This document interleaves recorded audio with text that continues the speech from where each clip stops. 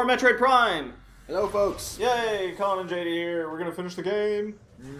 So I was explaining to you just now that I hurt my shoulder really bad this past week playing basketball. Yeah. I went Tracy McGrady and scored a bunch of points and got pretty much essentially taken out by the team. Not on purpose, but it was an awkward fall, and the 6'3" or 4" dude just landed straight on my neck and shoulder. Oh, no. And at first, I was dizzy for about 20 seconds. I'm like, my neck is just gonna kill me. Oh, jeez.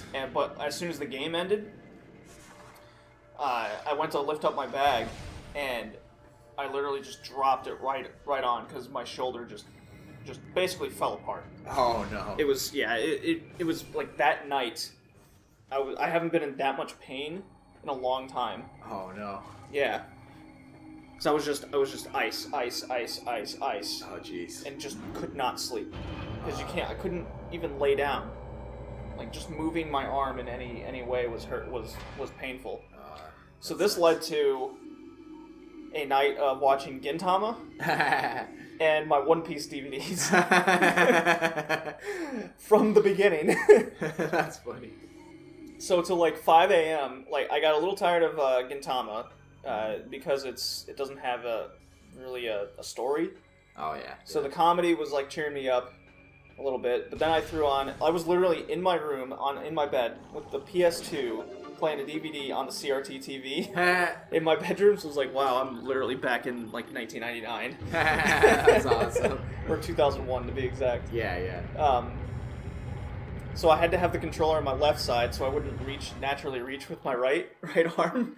Oh, it looks like we're getting really close to the end. Yep, getting there, but do you remember you gotta collect all the Chozo artifacts? Oh, yeah. Ugh. Yeah. The worst part in the game. So, I'm rewatching One Piece. Yeah. I have rewatched up to the Lightning Dude. I don't know if you're too familiar with NL, One Piece. Yeah. Yeah, I actually just recently up in Skypia. Yeah, I actually just recently watched that whole arc because so I can continue my fan fiction. Okay. So you watched from like 1 to that point? Yeah. Well, and beyond. I've seen all the way up to I think to the end of Punk Hazard. Oh wow. Okay. Yeah, and I'm fully caught up on the manga, so there's nothing to really spoil in my case. See, I don't read the manga because I like the anime so much. Yeah. And it's like... I just read the manga so I can be fully caught up on the story and know what the internet's talking about. I've been doing it at my own pace. I got into One Piece, I want to say in 2003. Oh, yeah. But in the States, it had a really bad dub at that time. It was by 4Kids. Yeah. Oh, that was atrocious. It was really bad. So I watched like... I think it was only up until Sanji joined the crew. Oh, so yeah. it's only like the first 30 episodes. Yeah. Well, wait, that you watched or that 4Kids did? That I watched. It wasn't all the way out in the States yet. Oh, yeah. And then I moved to Germany in 2005, and they were already at the point... This is German dub. Yeah. And they were at the point where it was Ina. Oh, They're up in Skypia. Yeah. So I'm like, what happened in between? Who are these people? And the German dub was so much better. So here I was in Germany, learning the language, watching One Piece. Yeah. And so they would have like reruns of certain seasons. Oh, yeah. At certain other times on this channel, and then they would have the new episodes once a week. Yeah. So for a whole year, I was watching Skypia and everything, but also watching all the stuff I'd missed. Yeah. So I hurt my shoulder. I'm watching all the beginning One Piece episodes again. I'm watching English for the first time ever. Oh, yeah. Yeah. So this is my, I want to say, 4th time watching the start episodes, but I've never seen them in English. Oh, yeah. I've seen them twice in German, once in Japanese. Yeah. Okay. I've mainly been watching them subbed myself in Japanese. So where I'm going with this is I'm noticing a lot, like because I'm so intent, I'm so focused on watching it now. Yeah. And I can actually fully understand it. Yeah. I've noticed a lot of things that you can clearly tell that the creator knew what he was doing from the start. Yeah. I noticed It's actually that too. quite incredible when you think about it. Yeah, because he actually used all these different stories that he came up with as a kid and incorporated them into One Piece. So, for example, I'm at Arlong's arc right now, which is one of my favorite to this day. Yeah, that's easily one of my favorites too. It actually has the moment that fully hooked me in, like when Nami has her breakdown and then Luffy... Oh, she's like stabbing her arm with the tattoo. Yeah, that's crazy. And Luffy's just standing there. And then she finally breaks down and asks for his help, and then he goes off with Zoro and Sanji and Usopp to Arlong Park. So that was all kinds of awesome. So in this 3-episode span, this is what I've noticed. Zoro, from the beginning, is so loyal to Luffy for some reason. Yeah. For some reason or another, you just don't. It's something you just you. It's everything's so subtle, especially during the Arlong arc. Yeah. Up until that point, you see a lot of bonding moments and whatnot, and them kind of understanding each other. Blah blah blah. Yeah. But with the Arlong arc, everything kind of it's molding together. This is why they're becoming a crew. Yeah. It's a lot more deep than I ever thought it was. Yeah. If you know where to look. Yeah, so that's what I'm doing. I'm intensely watching it, and I'm looking for all the details. I'm seeing things like, oh, Luffy let Nami wear the hat. Yeah, and yet, that's so the thing. It's too. subtle things like that. Like, wait a minute, he actually does care for her more than, say, a regular person would. Exactly, yeah, because that's literally his most prized possession. His hat. Yeah, so it's not a sense of, anime world shipping. Yeah. But it's moments like that where you're like, Luffy actually does care for her more than just a crewmate. Yeah, you actually believe it from that one gesture. Yeah, and she notices that too when he puts it on her head. She's like, wait a minute. Because he goes off, and then when she finally calms down and the hat almost blows away, she has this... flashback to where Buggy stabs the hat and he literally loses his shit. Yeah, I really like that aspect. So you can actually see Nami realizing how he actually feels for her. Mm-hmm. So it's very subtle things like that. So you got Zoro's incredible loyalty that you subtly see up until that point. To me, the point where I noticed it was Nami's not asking for help. She's trying to push him away. Yeah. And then Luffy just plops on the ground and goes, I'm going to take a nap. Yeah. And then he goes off for a walk because he doesn't want to hear the story of Nami's past. He's just like, I don't care about her past. What matters is now. Yeah, exactly. And then you just have Zoro go, well, I guess I'm just going to chill here and, wait for him. Yeah. So you're at, when I first watched it, I'm like, why is he doing that? To me, it's like they just met.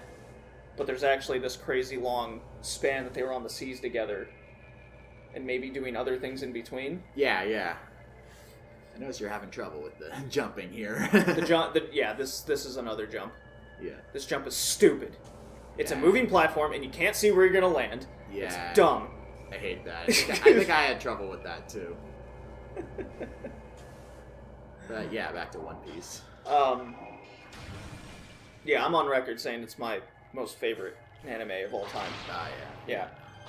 And the fact that the creator came out recently said it's only 65% done. Yeah. Oh my god. Yeah, I can see that from the recent developments of the manga. It's like you can see that there's a clear goal ahead now. You can see that they're getting close to the final arc of the story. Or at least the end is in sight. Well, when they got to the new world, that was the midway point in the story. So I'm not too surprised that he says it's 65%. What I am surprised is this Dressrosa arc is 100 episodes. Yeah. Ugh. That's why the 65% was so surprising, because you've already spent all this time just on one person. But he's one of the most strongest people in the world. Exactly, yeah, Doflamingo. He spent so many episodes building him up, and we were not disappointed. So I haven't seen any of that yet. I stopped Yeah. Because I don't know. I probably haven't watched the most recent One Piece in maybe a year or two. Oh yeah.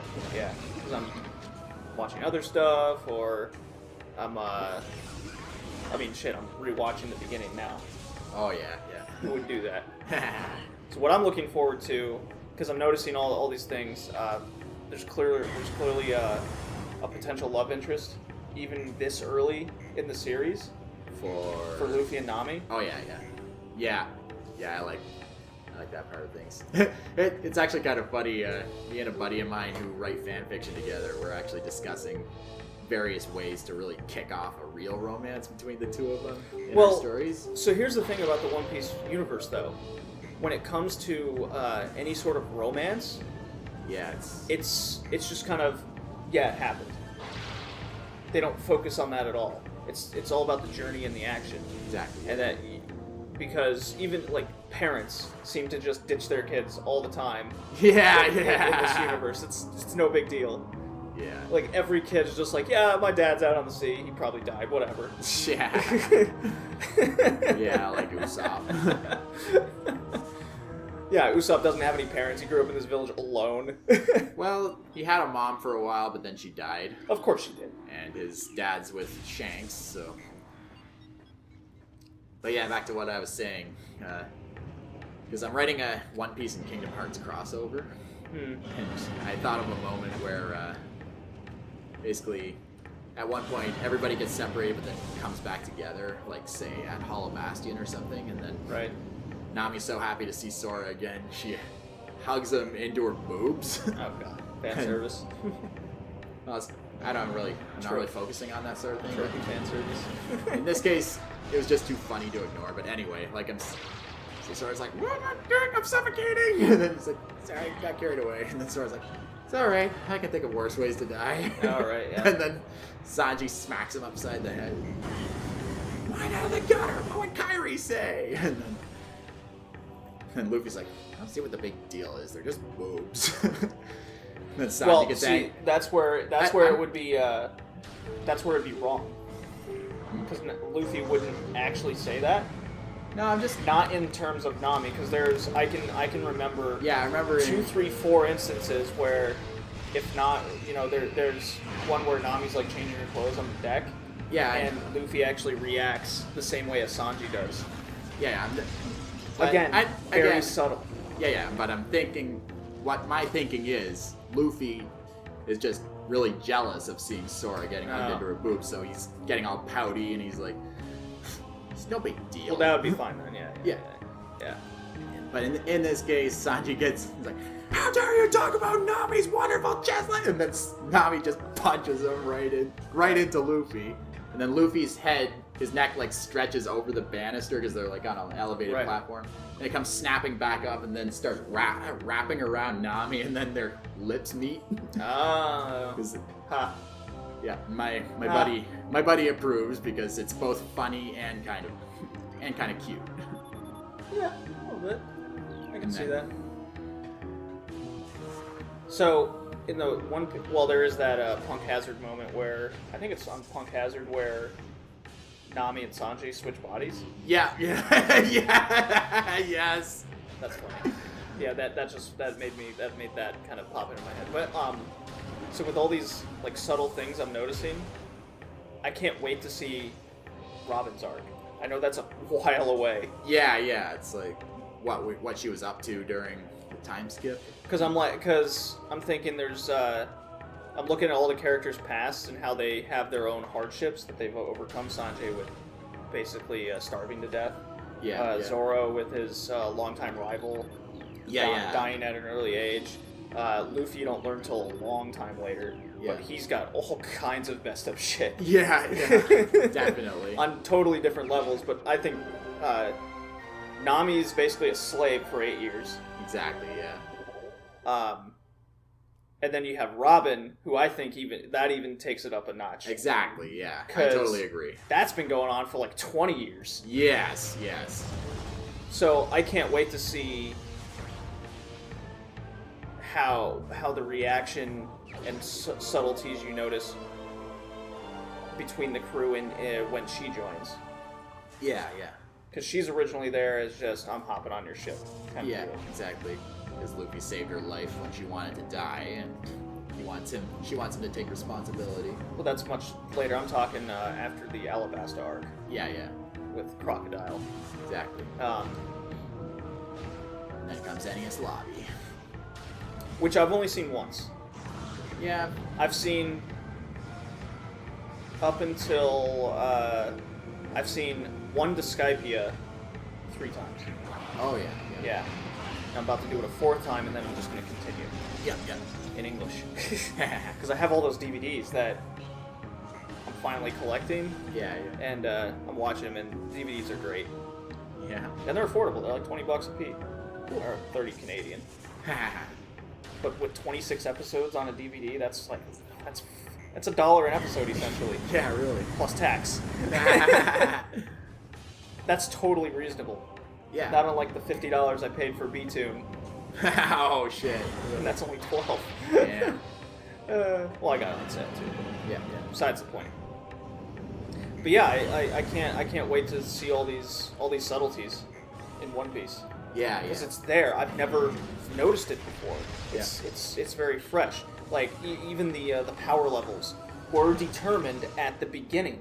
Yeah. How East Blue is so isolated that no one's there essentially, Yeah, really. At least no one big or noteworthy. and they don't need to be there because that's the opposite end of where everyone wants to be.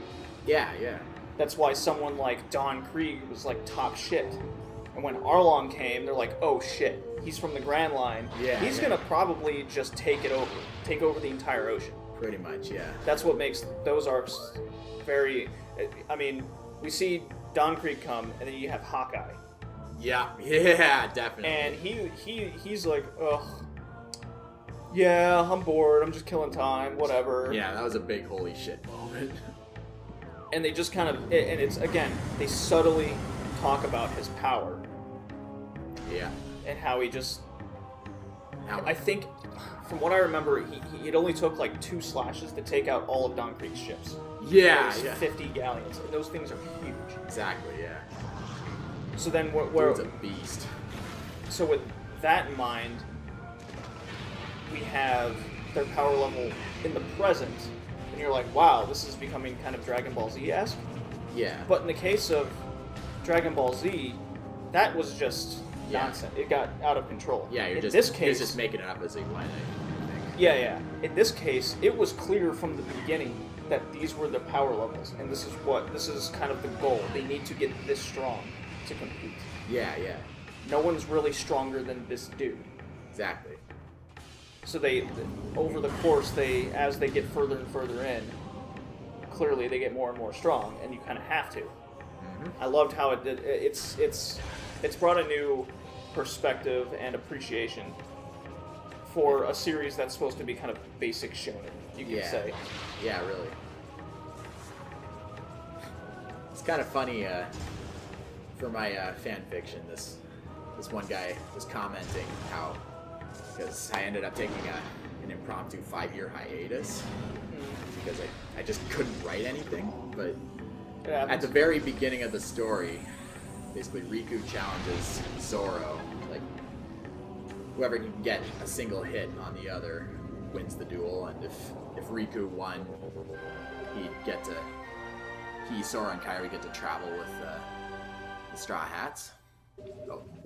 Oh, we're almost finished. Yeah, so I got a Chozo artifact. Took forever.